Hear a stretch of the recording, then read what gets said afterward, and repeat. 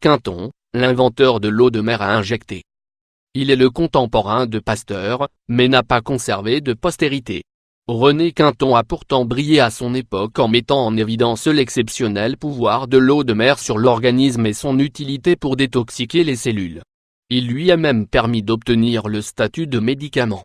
Né en 1866 en Seine-et-Marne, René Quinton est fils d'un médecin installé à Chaumes-en-Brie. Destiné aux études scientifiques, il choisit de contrer la décision familiale et opte pour la littérature.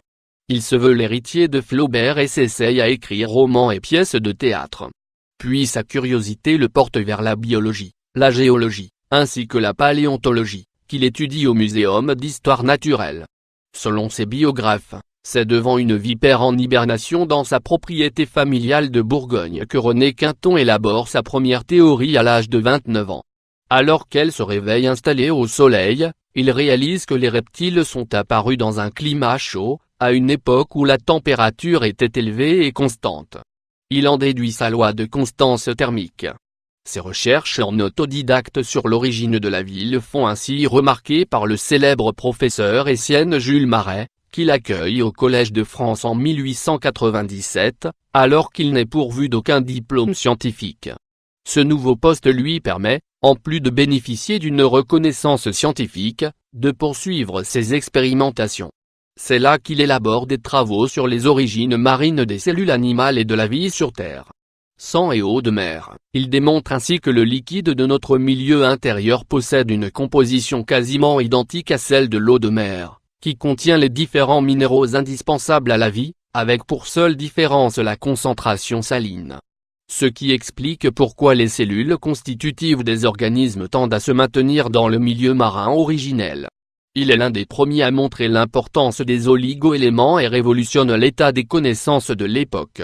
René Quinton aurait réalisé ses premières expériences en injectant de l'eau de mer diluée, isotonique, à un chien vidé de son sang. Son organisme assimile les éléments dont il a besoin. Au bout de 4 jours d'injection, les taux de globules rouges et blancs remontent et l'animal parvient à survivre. Des expériences similaires sont conduites sur des enfants de faible constitution qui retrouvent un poids normal après des injections d'eau de mer transformée selon son procédé. Il démontre ainsi que l'eau de mer isotonique est le meilleur liquide pour le corps humain, car les minéraux et oligo-éléments sont difficilement absorbables uniquement par l'alimentation. Pour bien assimiler un minéral, une combinaison d'autres minéraux est nécessaire. L'eau marine, après avoir été traitée, notamment par un filtrage à froid, permet leur assimilation par l'organisme et une meilleure fixation.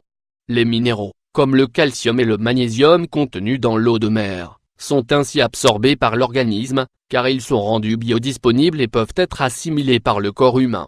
L'eau contient également des éléments organiques, acides aminés, vitamines, qui ont des effets thérapeutiques. Ce plasma marin sert ainsi à enrichir le plasma sanguin.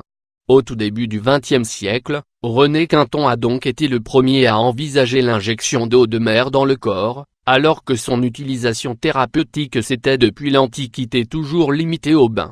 Plus de problèmes de peau. En 1907, René Quinton ouvre son premier dispensaire marin à Paris, où il pratique des injections d'eau de mer à ses patients.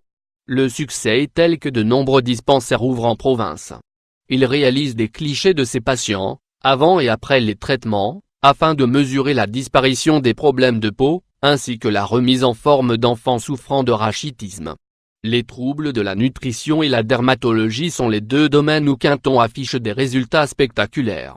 En 1904, la parution de son livre, L'eau de mer, milieu organique, lui permet d'exposer sa grande découverte, l'utilisation en injection de l'eau de mer en sous-cutanée et son procédé d'extraction. Mais la Première Guerre mondiale le contraint à interrompre ses recherches, car il s'engage dans l'artillerie. Il meurt peu de temps après, en 1925, à l'âge de 58 ans, d'une crise cardiaque. Il était au sommet de sa gloire. L'eau de mer façon Quinton. René Quinton n'a pas été seulement le fondateur d'une thérapie, il a aussi découvert un procédé d'extraction et de transformation de l'eau de mer, nommé depuis le procédé Quinton.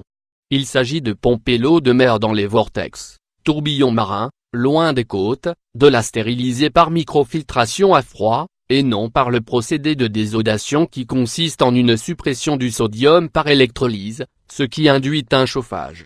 À partir de 40 degrés C, il existe un risque d'altérer la qualité de l'eau de mer avec l'apparition de radicaux libres qui créent un dessèchement, c'est-à-dire l'inverse de l'effet recherché.